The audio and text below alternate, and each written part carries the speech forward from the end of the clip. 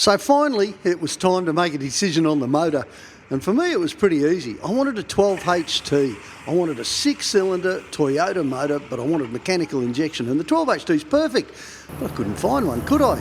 And then we saw this 61 series for sale. And you know what? I've seen this truck before. I saw it up at Land Cruiser Park, so I knew it went, and I knew it was quite a decent truck. It had been worked right over for rust, you know, all the rust taken out of it. But it had factory cable lockers, had some halfway reasonable suspension seats, the old turbo ones. It's even got a sunroof. So there's a whole lot of bits on this that I can part out. The wheels and tyres are pretty good. I thought, okay, fair enough, I'll get the engine I want and the gearbox I want, and then I'll have a whole lot of truck to play with. You get that. Right, well, here we are. 60's up on the hoist. And we've disconnected just about everything, so going to haul the motor and gearbox transfer all out in one hit out the front. And it seems like a real shame too, because the more I look at this truck, the more I think it's better than most of the ones I own. Never mind, as far as parts go, it'll be alright, hey mate? Definitely. How's that going? It has a bolt. Oh, it's got a bolt at the top, hasn't it? Yeah, it's not finger tight. Yeah, it's a Toyota thing, they do it like that to make them stronger. Oh, I love that. I love that, I'm getting one. So we're going to use this for aircon. No, well, we might use it to power a compressor or something, or as the compressor to pump some air. Yep. Aircon? Yeah, you're not getting any younger. What do I Luxury. need aircon for? Luxury. Mate, I'll go grey, I'll put on weight. You can't do that kind of stuff. Luxury, you reckon? Yeah, mate, yep, in the back No. room. Yeah, in the back room, No. we've got vents there you can use. Vents? Yep, I think it came out of an old... It's got vents, it's got flaps, alright? We'll work that bit out when we get there. I appreciate the love and concern. And it's just like skinning sheep, isn't it, cutting this old carpet? Oh, that's for sure.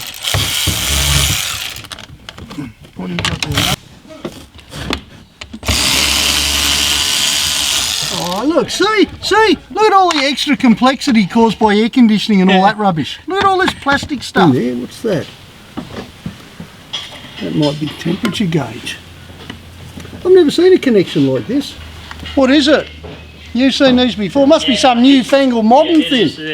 Like a new day and age plug. New day and age plug. What's that? 1987. I hate this new stuff. Really hate this new stuff.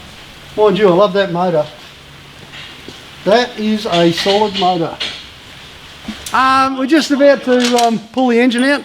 This is always an exciting moment because the engine gearbox transfer is all coming out, which means there's about 400 things we might have forgotten to undo, which will stretch in the process.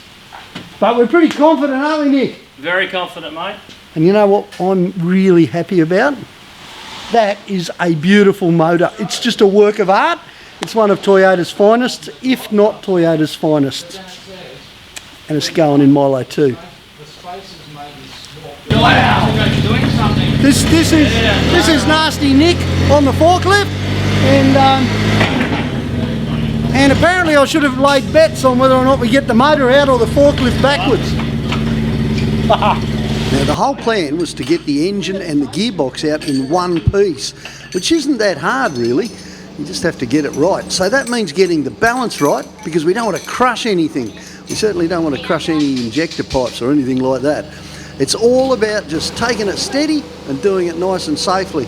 And here at Caloundra, well, that's exactly what we do. Call that a screwdriver. Things never quite go according to plan, do they? And the whole thing about this was to try and get it out without hurting anything, and that's what we managed to do. But it took a little bit of pry bar work here and there. You know, there was extra stuff in the way, just the stuff associated with the winch, the exhaust pipe. You know, we left it sitting down there. It was just in the wrong place at the wrong time. A little bit of pry bar work and lots of hanging in there, and we nearly had it. Oh, I tell you what, it looks pretty too, you know. What a beautiful motor. 12H. Yes. If you know anything about Milo 1 at all, you'll know that Terrain Tamer rebuilt the motor for my 50th birthday present. And they did an awesome job. The little truck's done over 600,000 k's since then. It still runs just fine. So I want Terrain Tamer to work this one over too. They got the parts, they got the experience, they know how to get these things right first go. Pretty good, eh, mate? Fits really well, yeah, it does really well. Have you had that mount out, or did Laurie loosen it up? Laurie loosened it up, I think, yeah, for Oh, us, just to get it all cleaned up. Well, that's in the right place, and then up the front here, Yep. you're going to shift this mount back, Yep, we'll move that one back and rebolt or weld. and Yep. this one here's just the back too. Yeah, same thing, It fits straight in, I reckon. Fits straight in. Meant to happen, this. Meant to happen. This motor was built to go into this chassis. Yes! With a little bit of modification, of course, Nick, hey? Oh, definitely a small modification, and it should just go straight in. You can get rid of this thing too, mate. Whatever it is. This gizmo. Yeah, we'll look into it. 5 speeds! Whoa! I feel all grown up. 5 speeds. Look at that. 1, 2, 3, 4, 5. What do you do with the other 2? Don't really need them.